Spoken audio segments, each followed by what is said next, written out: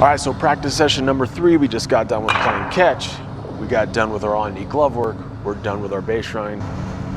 Now it's time for individual defense.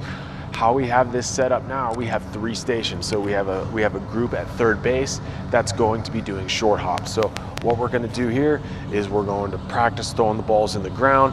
We're gonna have our third baseman or our infielders that are over there work on catching the ball as soon as the ball hits the ground. So we're trying to catch the short hop with our backhand, with our forehand, it doesn't matter, but we're trying to read hops.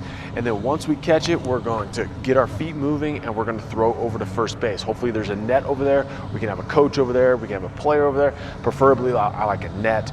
Let's just throw into the net. So we're gonna bounce balls into the ground, boom, catch it, make our throw over to first base. So that's gonna be station number 1. Station number 2, we're gonna be at shortstop. We're going to just roll them ground balls. So we're gonna have one coach out here. You can roll or you can go short fungo. We're gonna catch it. We're gonna flip the ball to second base. Second baseman's gonna catch it. Like we're gonna throw, drop it in the bucket. We don't need to throw right now, okay? Then we're gonna do the same thing. We're gonna do it to short. We're just gonna do a lot of underhand feeds. We can stretch them out to overhand tosses if we want, but we're gonna do about half the time with that. Again, I like to go about 3.5 to 4 minutes. So let's say 2 minutes of ground balls to shortstop. Then after that, we're gonna do 2 minutes of ground balls to the second baseman, where they're making feeds. Shortstop have to come across second base bag, drop it in the bucket. So both middle infielders are getting ground balls and both of them are working on catching the ball and getting the out at second base, starting that double play with no throws to first base. We're gonna rotate. After 3.5 to 4 minutes, third base is going to shortstop, shortstop to second, second over to third. They're gonna hit each of those stations. All right, so after those 3 stations, now we break them up into infield position. So we put everyone in infield position. I like to do this, especially, I mean, we're kind of limited for space here, we're inside, but we can still, outfielders can still get work. I like to place them over at third base because they can make a longer throw over to first. Now what we're doing is basically we're doing a modified in and out. We're not using any outfielders, obviously, we're just using the infielders, but we're gonna do ground balls to third, short, second, they're all throwing to first. Then we go ground ball to the first baseman.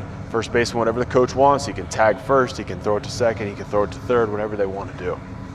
Okay, we can also have the catchers. So let's say third baseman can throw to first baseman throws it back to the catcher can throw it back to the third baseman. So we can kind of get the ball moving a little bit, really work on that playing catch element. Okay, after we do that a few times, we're gonna turn double plays. So since we did double plays in the early part of our progression in our stations, now we're doing actual game-like double plays. We're completing it, we're throwing it to first base. So really emphasize the first throw. Throws tend to be contagious. If that first throw is good, oftentimes that second throw is gonna be accurate as well. So we're doing that all around the infield, and then finally we can end up with some slow rollers. So usually at the end, that's gonna be about 30 minutes of work, 25, 30 minutes of work. But really spend some time on the full length, full team ground balls, because you'll start to see the game starts to speed up a little bit, especially when there's one ball involved, one coach hitting ground balls, and everyone else is watching that one player catch and throwing over to first base. The game starts to speed up. You start to see things that you didn't see in the practice sessions from the previous days. So really spend some time doing it. Really try to emphasize, hey, slow things down, take your time. There's no runner here, because you'll start to see things speed up. That is day 3 of our practice plan.